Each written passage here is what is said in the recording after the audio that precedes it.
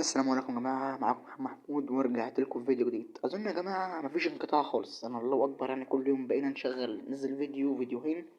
وبمناسبة بقى الربح من الإنترنت والحاجات دي، فأنا جايب لكم واحد من أحسن بوت بيع الجيميلات. ولا تقول لي بقى وكيل بيبيع منه وينصب عليك، لا، بوت معتمد يشتري الجيميلات منك بالجنيه أو بالدولار اللي أنت عايزه. فقبل أي حاجة كده تنزل تعمل لايك وتصلي على النبي في الكومنتات، وما تنسوش تدعوا لإخواتنا في فلسطين، ونصلي على النبي ونخش على البوت. خش على التليجرام، هسيب لكم رابط البوت ده تحت في الوصف. اول حاجه هندوس على كلمه البت ديت. تمام، هندوس عليها كده.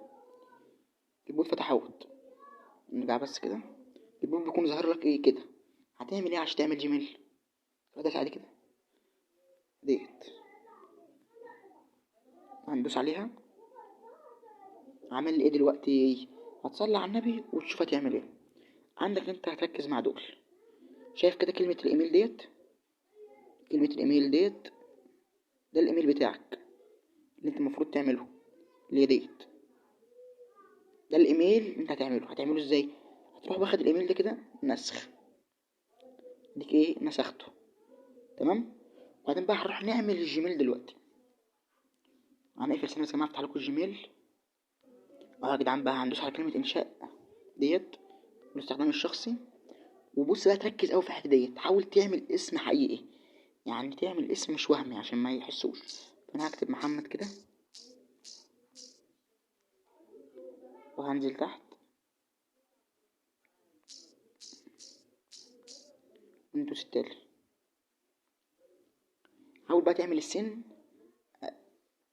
فوق الألفينيات، يعني تعمل مثلا 99 كده. وتخلي الأهم حاجة تخلي السن يكون ايه، كبير. نعمله مثلا مولود يوم 2. والجنس هنا هتعمله ايه عشان بص يفتح معاك صح. هتعمله مخصص، قصدي من الافضل عدم الاجابه. دي للاسف اللي هتفتح معاك. طبعا لو انت عايز تتعلموا الطريقه ازاي تعملوا اكتر من جيميل اعلمكم. اوعى بقى تعمل لنا، اوعى تغلط الغلطه وتختار حاجه من دول. لا، تختارش. تدوس على كلمه انشاء عنوان ديت وتروح كاتب الجيميل اللي هو كان عايزه منك. فاهمني؟ وتروح ماسح كده لغايه ما تمسح الجيميل ديت وتدوس التالي. كلمه المرور بقى هتجيبها منين؟ هتروح راجع كده للبوت. في كلمة باسورد هتنسخها.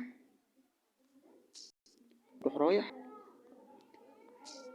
لازق الايه، كلمة.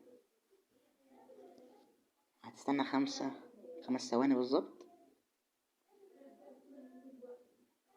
مع الملبوت يفتح معاك. تمام. هنا طلب مني رقم التليفون. ليه بقى طلب مني رقم التليفون ليه؟ لاني انا اصلا غلطت في حاجة، لان انا كتبت الاسماء بسرعة. فانت كده على ما اعتقد انت فهمت الفكرة. بتعمل بنفس الاسم ونفس الرمز ونفس الباسورد اللي هو بيقوله لك. بعدين بتروح دايس على كلمة اللي هي ضن ديت. بعد ما بتدوس على كلمة ضن ديت الفلوس بتضاف معاك.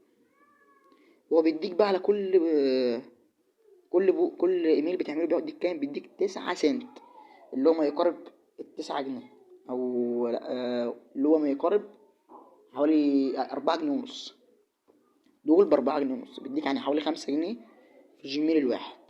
وده احسن لك. طبعا انت فهمت الفكرة، وما تغلطوش غلطتي. وان شاء الله بعد الفيديو دوت لو لقيت الفيديو ده جاب تفاعل حلو، انا هنزل بالفيديو التاني ازاي تعمل اكتر من جيميل ان شاء الله.